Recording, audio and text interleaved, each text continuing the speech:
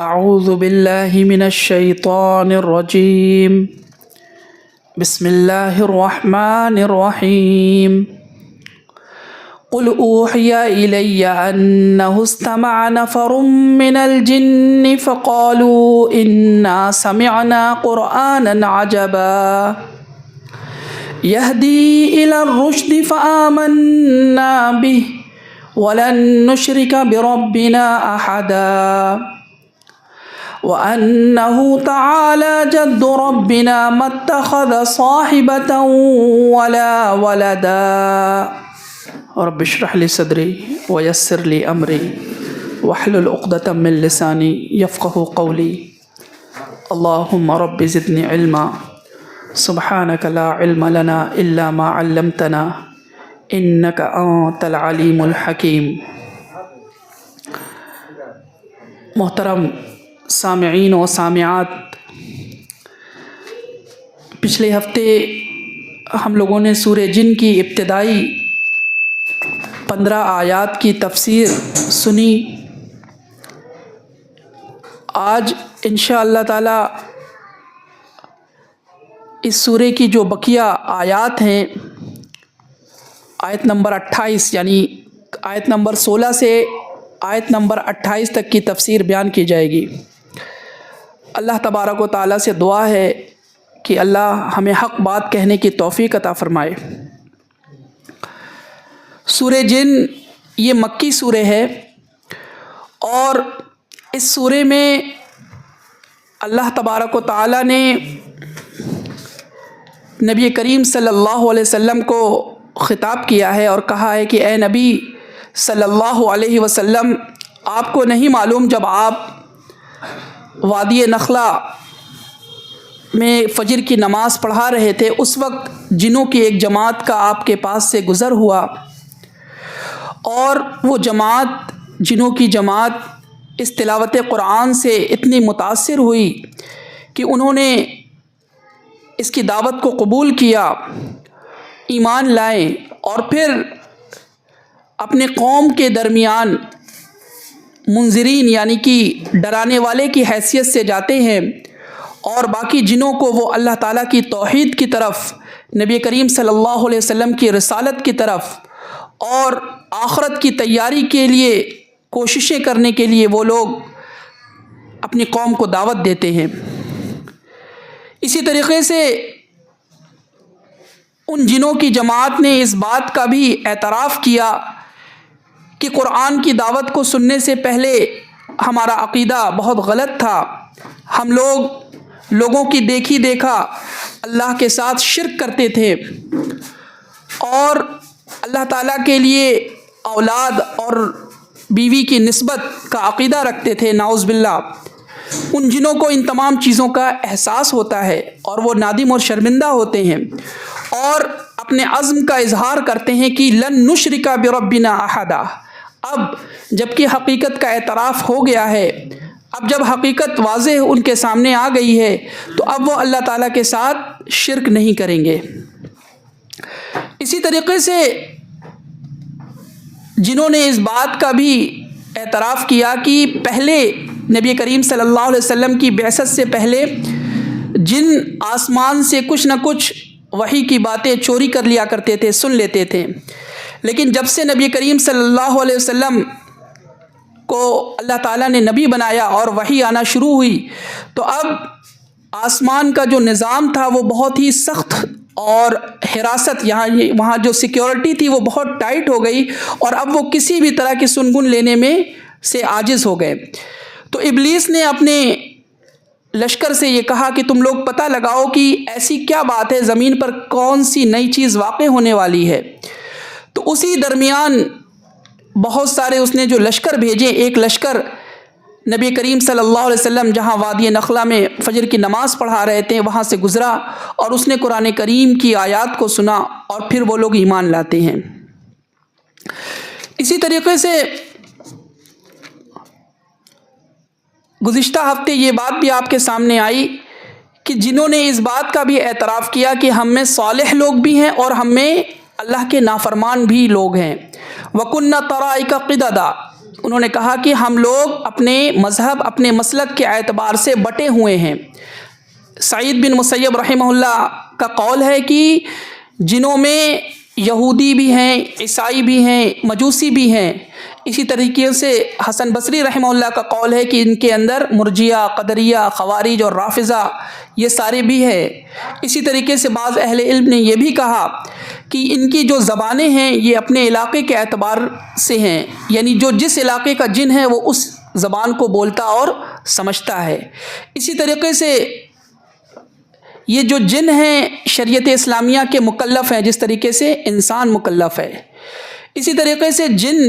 کی خاصیت یہ ہے کہ یہ انسانوں کو دیکھتا ہے اور انسان جو ہے وہ جن کو نہیں دیکھ پاتا، حالانکہ جن انسان کو دیکھتا بھی ہے اور سنتا بھی ہے۔ تو اللہ کے نبی صلی اللہ علیہ وسلم کی بعض احادیث بھی گزشتہ ہفتے بتائی گئی تھی آپ کو کہ کس طریقے سے ہم شیاطین سے اور جنوں سے اپنی حفاظت کا سامان کریں، کہ کس طریقے سے ہم بسم اللہ کر کے اپنا ہر کام شروع کریں، دروازے کو بند کرنا ہو یا اسی طریقے سے پانی کو یا کھانے پینے کی چیزوں کو ڈھکنا ہو، تو اس طریقے سے ہم شیاطین کے شر سے محفوظ رہیں گے۔ تو بہرحال پچھلے ہفتے جو باتیں آئی اس میں ایک بہت سارے نقطے تھے یا نکات جن کو جنہوں نے وہ جن جو کہ اب ایمان لا چکے تھے انہوں نے بیان کیا، اور آخر میں انہوں نے یہ بھی کہا کہ دیکھو، اپنی قوم کو ایڈریس کر کے کہا کہ ہمارا تو یہ پکا عقیدہ ہے کہ اللہ تعالیٰ کو ہم کہیں پر بھی عاجز نہیں کر سکتے، یعنی اگر جو دعوت ہم تمہیں دے رہے ہیں وہ دعوت جو نبی کریم صلی اللہ علیہ وسلم نے کی قرآن سے ہمیں ملی، اس دعوت کے اوپر ہم ایمان لائیں اور اب ہم تمہارے سامنے بھی وہی چیز پیش کر رہے ہیں۔ اگر تم اس کے اوپر ایمان نہیں لاتے ہو اور اللہ اس کے رسول کی نافرمانی کرتے ہو تو یاد رکھو تم اللہ کو کہیں بھی عاجز نہیں کر سکتے، تم اللہ کی زیر تصرف ہو، تم اللہ کی گرفت میں ہو، اللہ کی حراست میں ہو، تم کہیں پر بھی بچ نہیں سکتے۔ اس لیے عقل مندی اور دانش مندی یہی ہے کہ اب جب کہ توحید کا پیغام تمہارے کانوں میں پڑ گیا ہے تو تم اس عقیدے کو قبول کرو اور اس کے جو تقاضے ہیں اس کے مطابق زندگی کو گزارو۔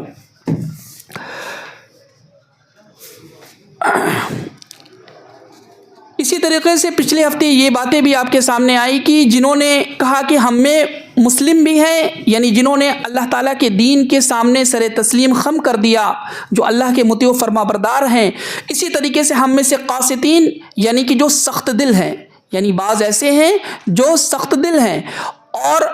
وَأَمَّا الْقَاسِطُونَ فَكَانُوا لِجَهَنَّمَ حَطَبًا، اور وہ لوگ خود کہہ رہے ہیں کہ جو لوگ اس طریقے کے ہیں، یعنی سخت دل ہے اور نافرمان ہیں، ان کا ٹھکانہ جو ہے وہ جہنم ہے۔ یہاں تک جو سلسلہ کلام ہے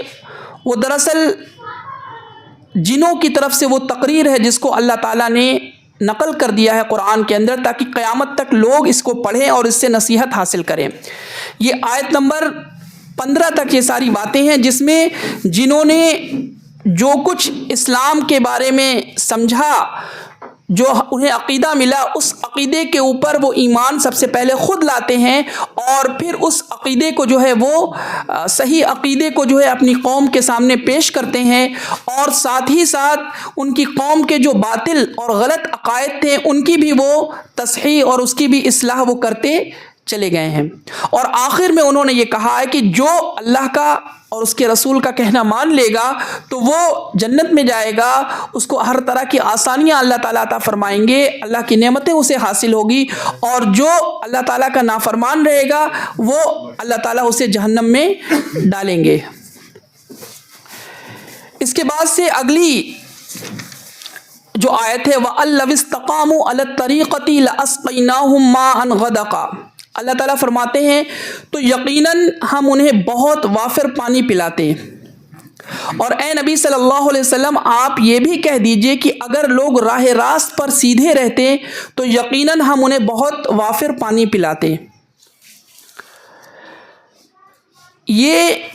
آیت نمبر 16، اس کے بارے میں مفسرین نے کہا ہے کہ جو پہلی آیت ہے سورہ جن کی قل اوحیا، یعنی اے نبی آپ کے پاس وحی کی جا رہی ہے. یعنی یہ ایک وحی کا حصہ جس میں اللہ تعالیٰ نے اپنے نبی کو بتایا کہ کس طریقے سے جنوں کی ایک جماعت جب آپ کے درمیان آپ کے پاس سے گزری اس وقت وہ ٹھہر کر باقاعدہ رکتے ہیں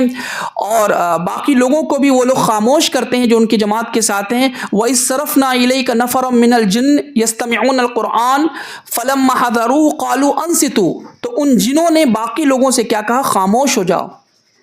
اور اس کے بعد سے پھر اللہ تعالیٰ کے قرآن کو وہ سنتے ہیں اور پھر ایمان لاتے ہیں. تو یہ پورا واقعہ اللہ تعالیٰ نے نبی کریم صلی اللہ علیہ وسلم کو وحی کے ذریعے بتایا ہے. اور وہیں دوسری طرف بعض احادیث سے صحیح مسلم، مسند احمد وغیرہ کی روایات سے پتہ چلتا ہے جس کے راوی عبداللہ ابن مسعود رضی اللہ تعالیٰ عنہ ہے کہ اللہ کے نبی صلی اللہ علیہ وسلم کے پاس باقاعدہ جن آتے تھے، ڈیلیگیشن کی شکل میں، انفرادی شکل میں وہ جن آتے تھے. اسی طریقے سے ایک موقع پر تو اللہ کے نبی صلی اللہ علیہ وسلم کو باقاعدہ جنہوں نے جو ہے وہ دعوت دی تو اللہ کے نبی صلی اللہ علیہ وسلم جاتے ہیں، رات بھر جو ہے انہی کے ساتھ رہتے ہیں، ان کو دعوت و تبلیغ، واعظ و نصیحت، اور پھر دوسرے دن صبح میں آتے ہیں. اسی طریقے سے مسند احمد کی ایک روایت ہے جس میں ہے کہ عبداللہ ابن عمر بھی اللہ کے نبی صلی اللہ علیہ وسلم کے نبی حضرت محمد صلی اللہ علیہ وسلم کے ساتھ عبداللہ ابن مسعود رضی اللہ تعالیٰ عنہ بھی گئے. تو بہرحال کئی ایسی احادیث ہیں جس سے ہمیں پتہ چلتا ہے کہ اللہ کے نبی صلی اللہ علیہ وسلم کے پاس جن آیا کرتے تھے اور وہ ان سے کہ اللہ کے دین کے بارے میں پوچھتے تھے اور اس کے اوپر جو ہے ایمان لاتے تھے اور پھر وہ باقی لوگوں کو بھی جا کر دعوت و تبلیغ دیتے تھے. جس طریقے سے آپ دیکھیے نبی کی سیرت پڑھے کہ بہت سارے ڈیلیگیشن وفود نبی کریم صلی اللہ علیہ وسلم کی خدمت میں حاضر ہوتے تھے اور اللہ کے دین کے بارے میں جو کچھ بھی ان کو پوچھنا رہتا تھا، تجسس رہتا تھا، وہ ساری چیزیں پوچھتے تھے، ڈاؤٹ کلیئر کرتے تھے. اور بعض تو جو ہے وہ اسلام قبول کر کے اپنی قوم میں جب جاتے تھے تو باقاعدہ وہ مبلغ اور داعی بن کر جاتے تھے. تو یہی معاملہ جو ہے وہ جنوں کے ساتھ بھی تھا کہ وہ اللہ کے نبی صلی اللہ علیہ وسلم کے پاس آتے تھے، دین کو سیکھتے تھے، جو چیزیں ہیں پوچھتے تھے اور پھر جو ہے وہ واپس اپنی قوم میں جاتے تھے. اب یہاں پر ایک پہلو یہ ہے کہ وَأَلَّوِ اسْتَقَامُوا عَلَى الطَّرِيقَةِ، یعنی اے نبی کریم صلی اللہ علیہ وسلم، ہم نے آپ کو یہ جو جن کے جن کے جو واقعات ہیں آپ کو بتایا کہ کس طریقے سے ان لوگوں نے اپنی قوم میں دعوت و تبلیغ کی، تو آپ یہ جو پوری جن کا واقعہ گزرا ہے یہ بات آپ کفار مکہ سے ان کے سامنے بیان کریے کہ اے کفار مکہ، تم لوگ کس قدر بدبخت ہو کہ وہ دعوت جس کو صرف ایک بار جنہوں نے سنا اور اس کو قبول کر لیا، اور وہیں میں تمہارے درمیان، کیونکہ یہ واقعہ جیسا کہ بعض مفسرین نے کہا ہے کہ سن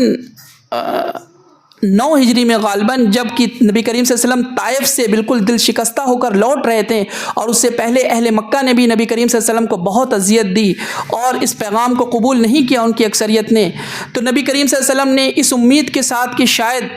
اہل طائف اس دعوت کو قبول کر لیں، لیکن وہاں پر بھی جو ان کے عمراء اور بڑے بڑے لوگ تھے انہوں نے اس دعوت کو قبول نہیں کیا، بلکہ مکہ والوں سے بھی زیادہ انہوں نے اذیت دے کر نبی صلی اللہ علیہ وسلم کو وہاں سے آنا پڑا. تو یہ وہ صورتحال ہے کہ جب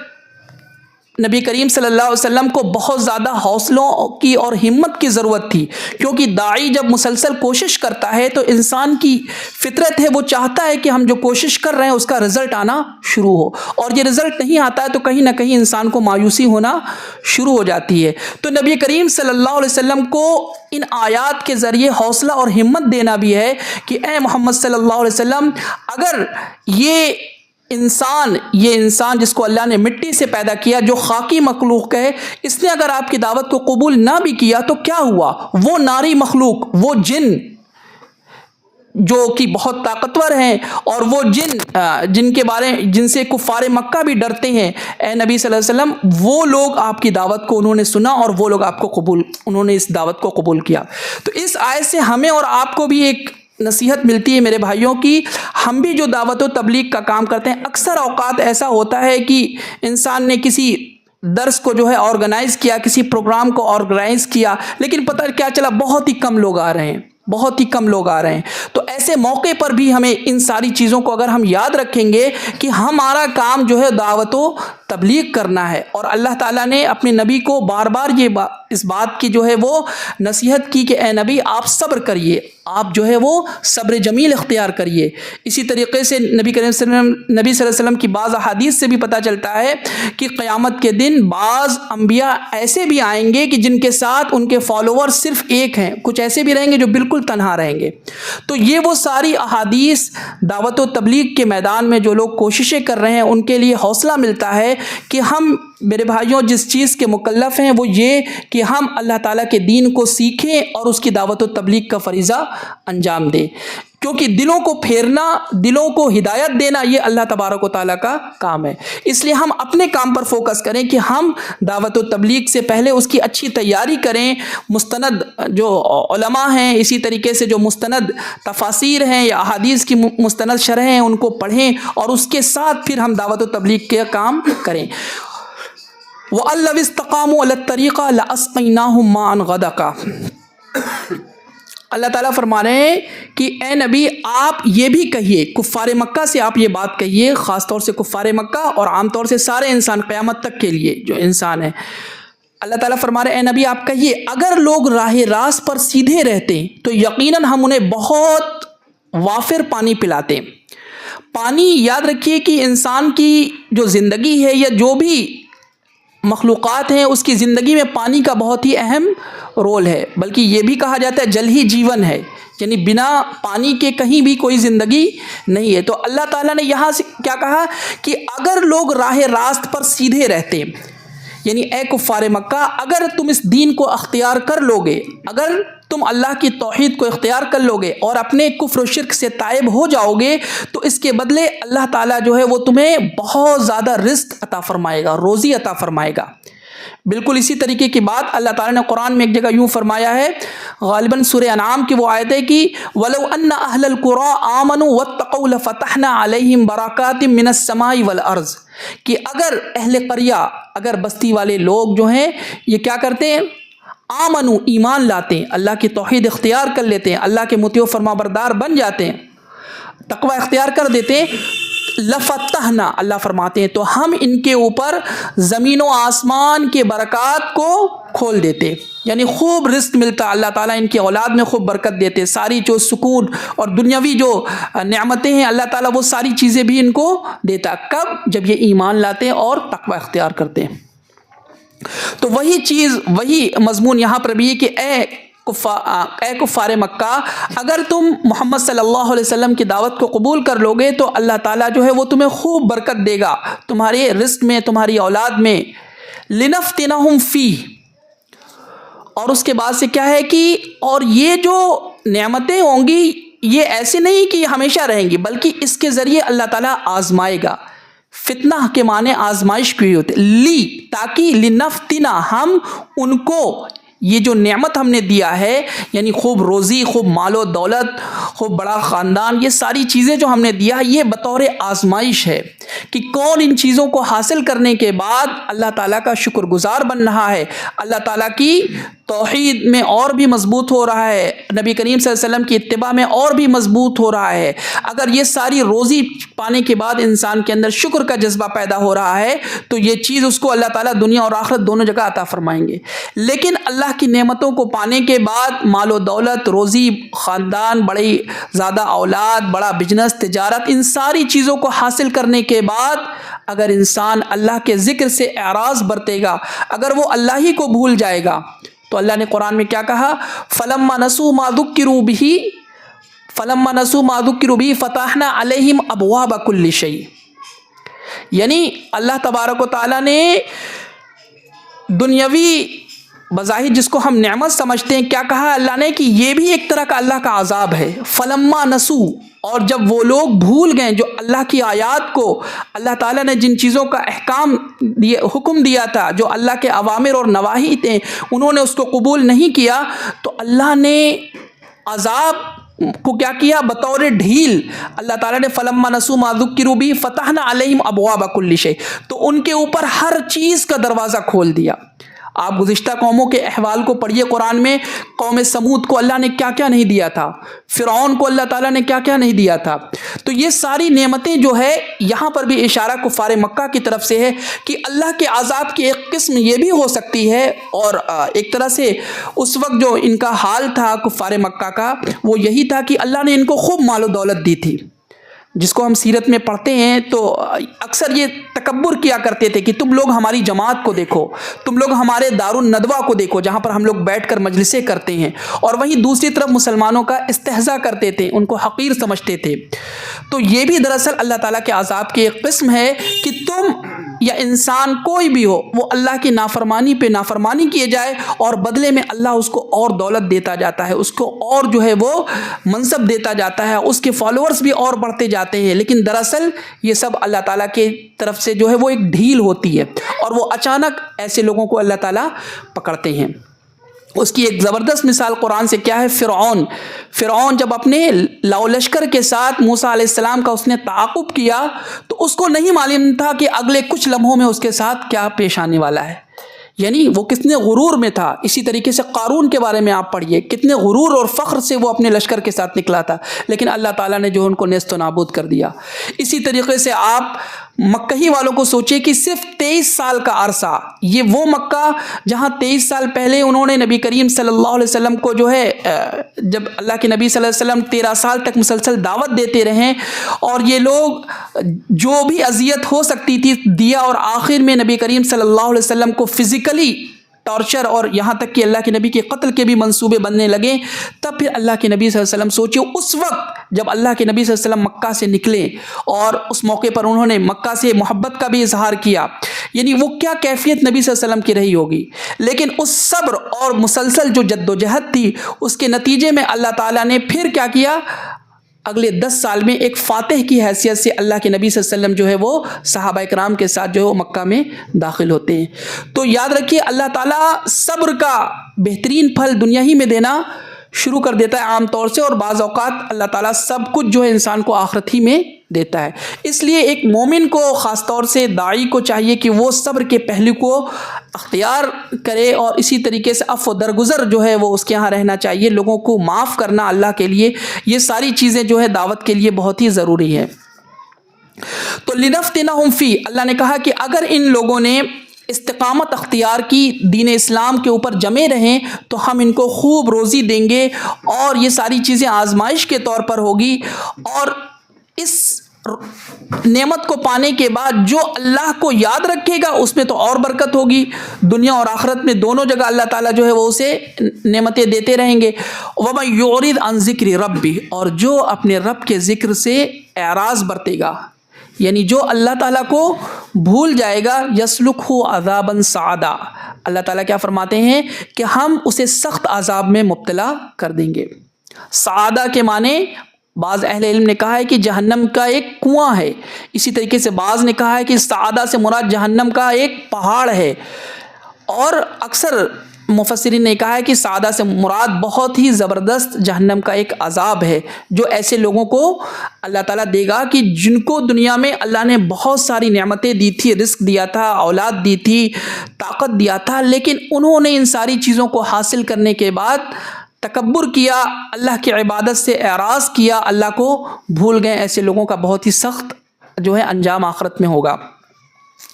اس کے بعد سے وَأَنَّ الْمَسَاجِدَ لِلَّهِ فَلَا تَدْعُوا مَعَ اللَّهِ أَحَدًا، اور جب اللہ کا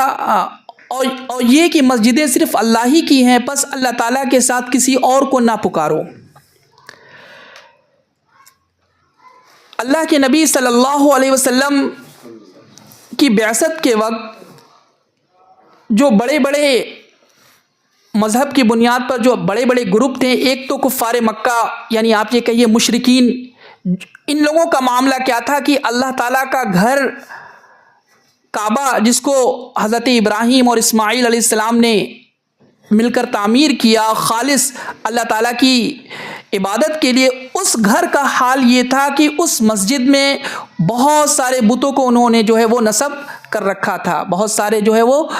بت رکھے تھے، تماثیل انہوں نے رکھ رکھا تھا۔ اسی طریقے سے دوسری طرف یہودیوں کا معاملہ کیا تھا کہ یہ لوگ اللہ تعالیٰ کے گھر میں اور اپنے گرجا گھروں میں جو ہے انہوں نے عزیر علیہ السلام کی عبادت کرنا شروع کر دیا تھا۔ اسی طریقے سے عیسائیوں کا معاملہ کیا تھا، عیسیٰ علیہ السلام اور مریم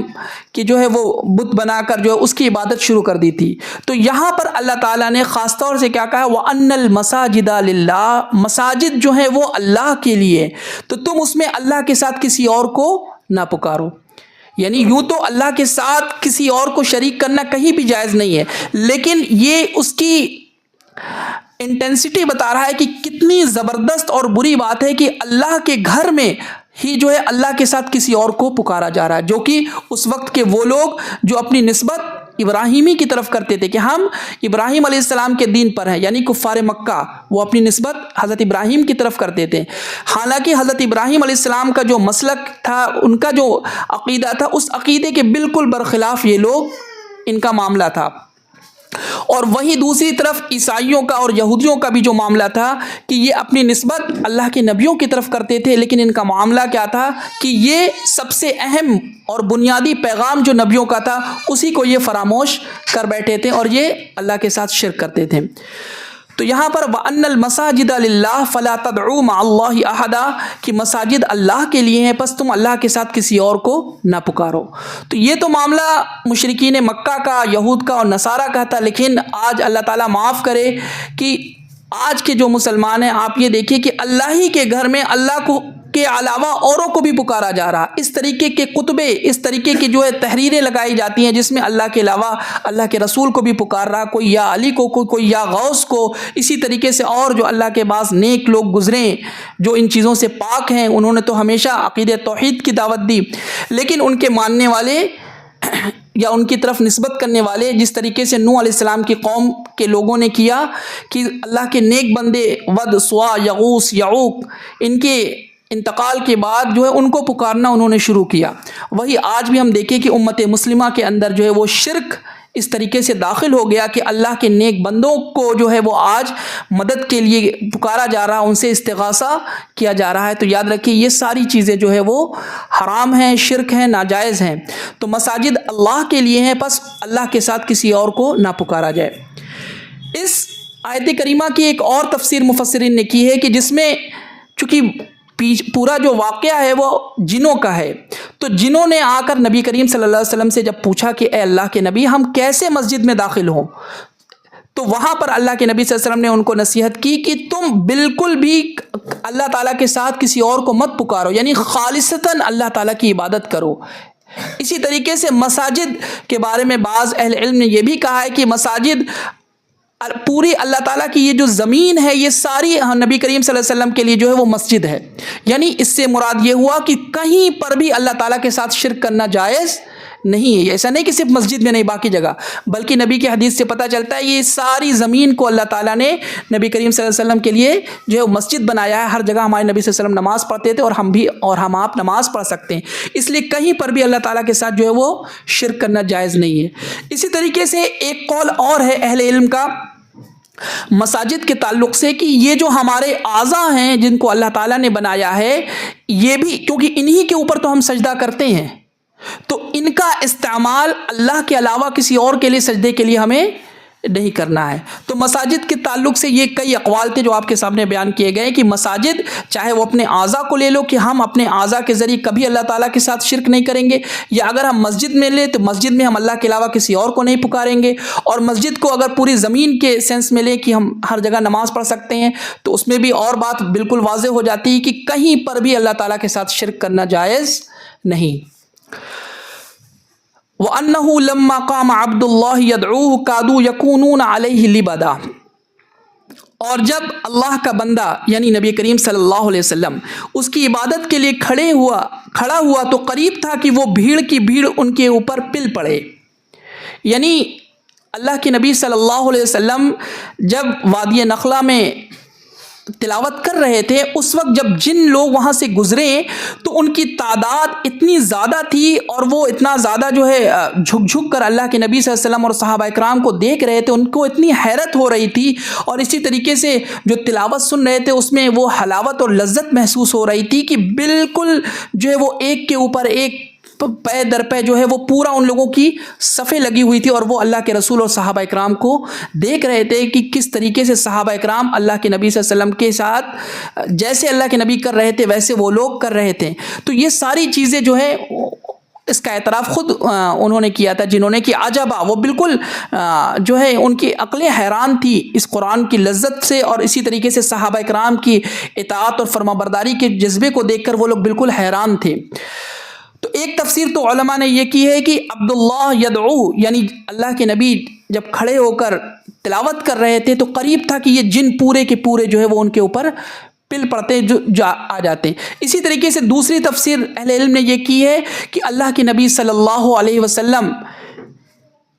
جب کفار مکہ کے درمیان نماز پڑھتے تھے تو یہ لوگ چونکہ اس طریقے سے مانوس نہیں تھے، واقفیت نہیں تھی، تو وہ اس نئے طریقے کو دیکھ کر وہ بالکل دشمنی میں اتارو ہو کر عداوت میں، اور کئی مرتبہ انہوں نے کوشش بھی کی کہ اللہ کے نبی صلی اللہ علیہ وسلم کو جو ہے اذیت دینا۔ تو نبی صلی اللہ علیہ وسلم جب نماز پڑھتے تھے یا اسی طریقے سے اللہ تعالیٰ کی توحید کی طرف بلاتے تھے تو یہ شریر لوگ جو ہیں اللہ کے نبی کے پاس ہجوم جو ہے لگ جاتا تھا، اور وہ ٹانٹنگ کرنا، مذاق اڑانا، اور بعض اوقات جو ہے وہ فزیکلی بھی جسمانی طور پر نبی کو اذیت دینا۔ اسی طریقے سے وہ واقعہ بھی ہے جب اللہ کے نبی صلی اللہ علیہ وسلم جو ہے کعبہ کے پاس نماز پڑھ رہے تھے تو کچھ شریر لوگوں نے آ کر اللہ کے نبی صلی اللہ علیہ وسلم کے اوپر اونٹ کی اونجڑی بھی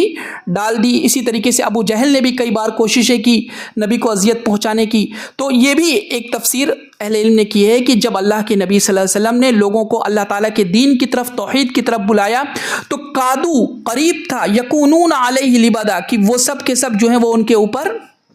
بھیڑ بن کر پل پڑے۔ اسی طریقے سے اہل علم نے ایک تفسیر یہ بھی کی ہے کہ اس سے مراد یہ ہے کہ انسان اور جن یہ سب مل کر بالکل تہیا، ان کا ایک طرح سے ایگریمنٹ ہو گیا کہ ہم اس چراغ کو، ہم اس توحید کے چراغ کو بجھا کر ہی دم لیں گے۔ یعنی اللہ کے نبی صلی اللہ علیہ وسلم کی عداوت میں انسان اور جن سب کے سب مل گئے تھے کہ ہم اس کو ختم کر کے رہیں گے، لیکن اللہ تعالیٰ کو چونکہ اس نور کو پھیلانا تھا، وہ نور جو مکہ سے نکلا اور پھر دھیرے دھیرے اللہ تعالیٰ نے اسے پوری دنیا میں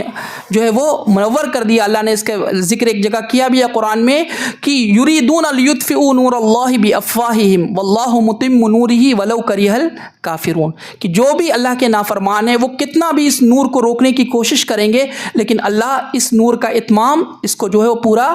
کرے گا۔ تو بہرحال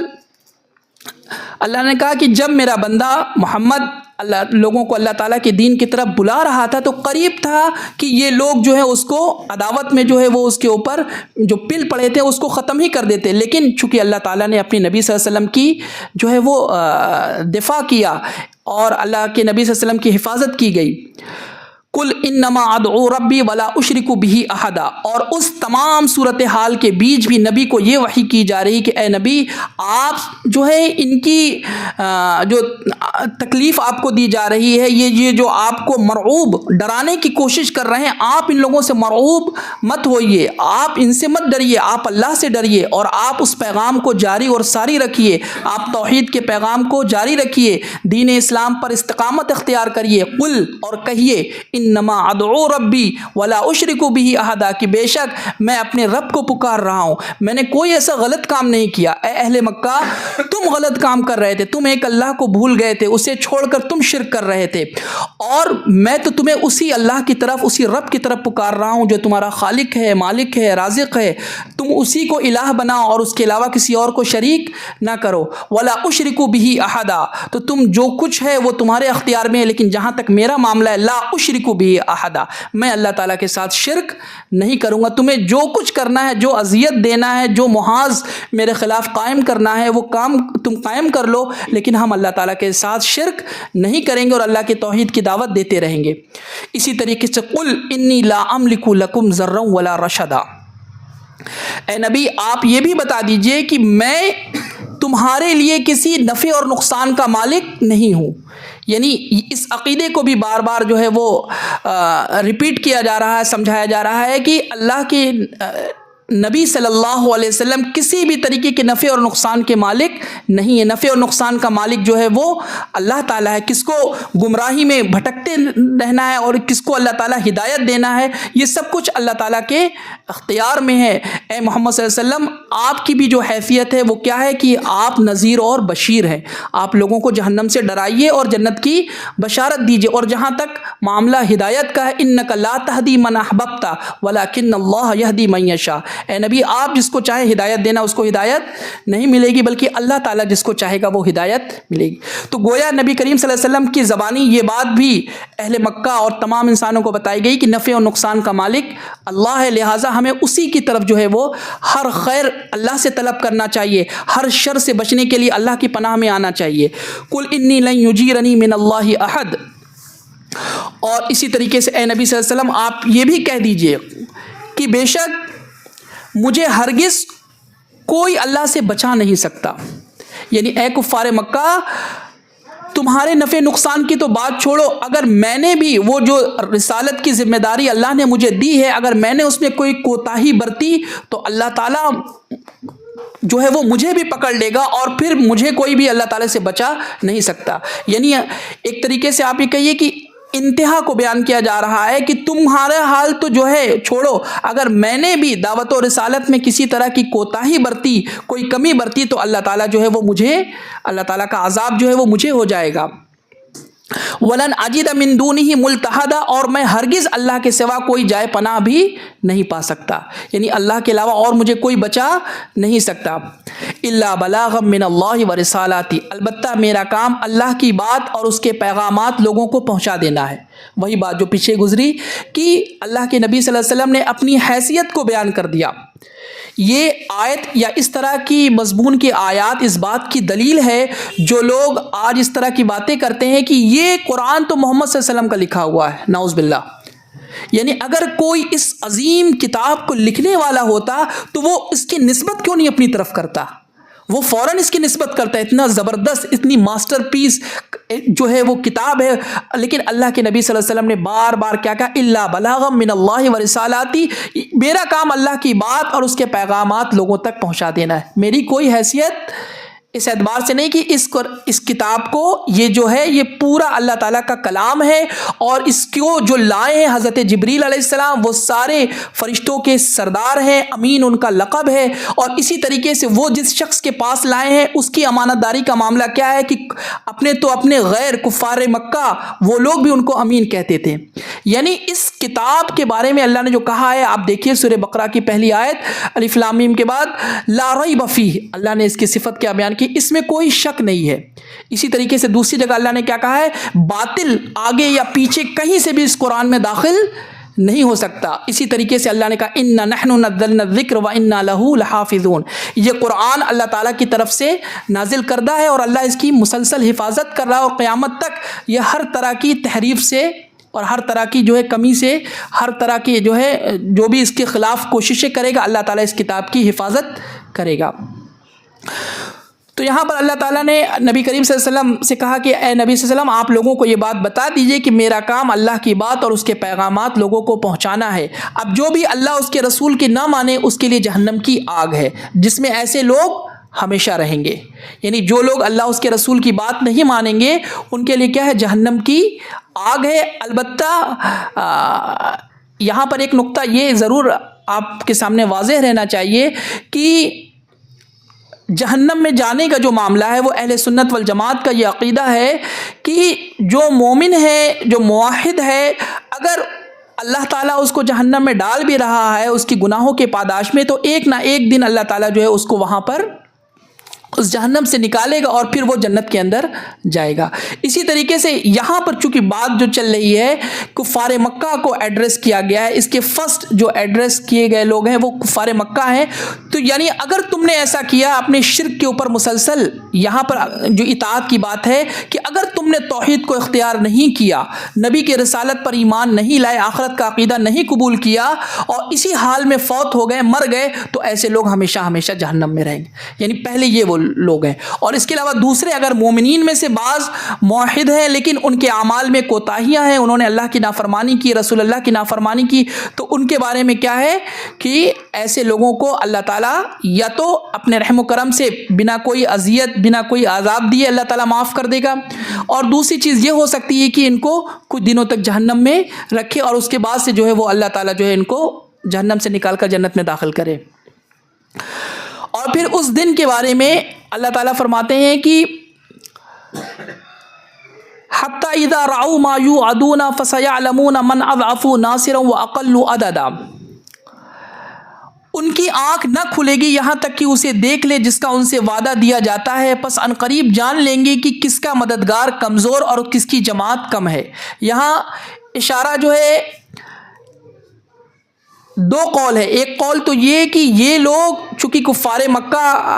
کا جو کچھ معاملہ تھا, ابھی یہ جو سورہ جس وقت نازل ہوئی ہے ابھی نبی کریم صلی اللہ علیہ وسلم نے ہجرت نہیں کیا تھا, اور اس وقت جو ان کی شرارتیں تھیں اور اس وقت ان کا جو ایک طرح سے ہولڈ تھا سماج میں بہت ہی طاقتور اور اسٹرانگ تھے. اس آیت کے ذریعے یہ بتایا جا رہا ہے کہ حالات ہمیشہ تمہارے فیور میں نہیں رہیں گے. آج اگر تمہیں اس بات کا زوم ہے کہ ہمارے جو افراد ہیں, ہمارا جو لشکر ہے وہ بہت زیادہ ہے اور ہم لوگ جو ہے طاقتور ہیں, مسلمان تو عدد کے اعتبار سے بھی بہت قلیل ہیں, عددا و اقل عددا, ان کی تعداد جو ہے وہ بہت کم ہے, تو اللہ تعالیٰ کیا کہہ رہے ہیں ایک دن آنے والا ہے جب ان کو پتہ چل جائے گا کہ یہ جو تمہارا گھمنڈ ہے وہ سارا کا سارا چکنا چور ہو جائے گا. یعنی فتح مکہ کے موقع کے اوپر آپ دیکھیں کس طریقے سے صحابہ کرام کا 10,000 کا لشکر جرار جب مکہ میں جو ہے داخل ہوتا ہے تو اس وقت ان کے بڑے بڑے سردار بھی جو ہے ان کی کوئی حیثیت نہیں تھی کہ وہ کسی طرح کا جو ہے وہ ریٹیلیشن, کسی طرح کا جو ہے وہ دفاعی اقدام کر سکے, وہ اتنا بالکل کمزور ہو گئے تھے. یعنی اللہ تعالیٰ کا وعدہ سچا ہو گیا. اسی طریقے سے بعض اہل علم نے اس کی تفسیر یہ بھی کی ہے, اس سے مراد جو ہے وہ قیامت کا دن ہے. یعنی آج کفار و مشرکین کو اپنی بڑی بڑی ملٹری, بڑے بڑے لشکر کے اوپر بڑا ناز ہے, فخر ہے اپنی طاقت کے اوپر, تو ایک دن آنے والا ہے جب یہ سارے لشکر اللہ کے لشکروں کے سامنے جب فرشتوں کا لشکر ہوگا اس وقت ان کی حیثیت کچھ بھی نہیں رہے گی. تو دونوں اس کی تفسیر اہل علم نے بیان کی ہے کہ ایک تو جو کہ صادق آ چکی, یعنی اللہ تعالیٰ نے فتح مکہ دی جس کے ذریعے اللہ تعالیٰ نے جو ہے اسلام کو سربلندی دی, اور ایک وہ کہ جو لوگ اس طرح کا اس کے بعد بھی اقدام کر رہے ہیں, ایک دن آنے والا ہے قیامت کا دن کہ جب ان کے سارے لشکر جو ہے وہ اللہ تعالیٰ کے رحم و کرم پر ہوں گے اور وہ سب جو ہے وہ اللہ تعالیٰ ان کو زبردست عذاب دے گا.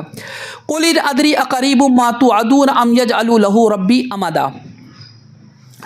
اے نبی آپ کہہ دیجئے کہ مجھے معلوم نہیں جس کا وعدہ تم سے کیا جاتا ہے وہ قریب ہے یا میرا رب اس کے لیے دور کی مدت مقرر کرے گا. یہ بھی دراصل کفار مکہ کا وہی آپ کہہ سکتے ہیں گھسا پٹا جو بار بار وہ مطالبہ تھا کہ اے محمد اگر آپ کہتے ہیں کہ واقعی قیامت آئے گی تو بتائیے وہ کب آئے گی. تو اس آیت میں اللہ تعالیٰ نے کہا ہے کہ آپ بتا دیجئے کہ قیامت کا علم اللہ ہی کے پاس ہے اور وہ کب آئے گی یہ اللہ تعالیٰ کی حکمت پر ہے, اللہ جب چاہے گا وہ قیامت آئے گی. تو نبی کا کام یہ نہیں ہے کہ وہ یہ ٹائم بتائے کہ قیامت کب آئے گی. اسی طریقے سے عالم الغیب فلا یظہر علی غیبہ احدا الا من ارتضی من رسول فانہ یسلک من بین یدیہ ومن خلفہ رصدا, وہ غیب کا جاننے والا ہے اور اپنے غیب پر کسی کو مطلع نہیں کرتا. یعنی قیامت چونکہ ان کا سوال جو تھا وہ قیامت کے تعلق سے تھا, اور قیامت ایک ایسی چیز ہے جس کا تعلق مستقبل سے ہے, ایک وہ چیز ہے جس کا تعلق غیب سے ہے. تو اللہ تعالیٰ نے یہاں پر کہا کہ اے نبی آپ بتا دیجئے غیب کا علم جو ہے وہ اللہ تعالیٰ کے پاس ہے. جو کچھ مستقبل میں پیش آنے والا ہے یا جو کچھ پہلے گزر چکا ہے, سب چیزیں جو انسان کی آنکھوں سے پوشیدہ ہے ان سب کا علم اللہ تعالیٰ کے پاس ہے, اور اللہ تعالیٰ غیب کا علم کسی پر ظاہر نہیں کرتا الا استثناء کیا ہے الا من ارتضی من رسول, لیکن اپنے رسولوں میں سے. رسول کا اطلاق فرشتوں پر بھی ہوتا ہے اور رسول کا اطلاق نبیوں پر بھی ہوتا ہے, انسانوں پہ. تو اللہ تعالیٰ اپنے فرشتوں اور یا اپنے رسولوں یعنی کہ اپنے نبیوں میں سے جس کے اوپر چاہتے ہیں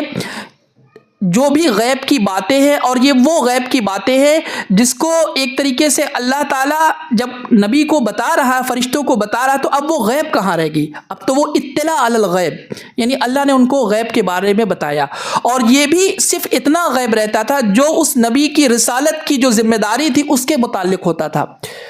یا اسی طریقے سے جو چیزیں جو ہیں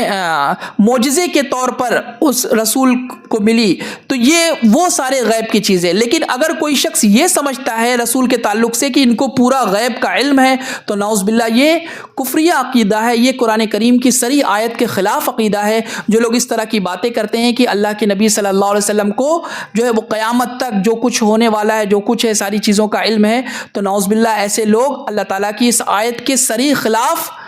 ہیں اور بہتان جو ان کے من میں آ رہا ہے وہ بک رہے ہیں. تو اللہ تعالیٰ ہمیں ان چیزوں سے محفوظ رکھے، اور جن لوگوں کا یہ عقیدہ ہے اللہ تعالیٰ انہیں اپنی اصلاح کرنے کی اور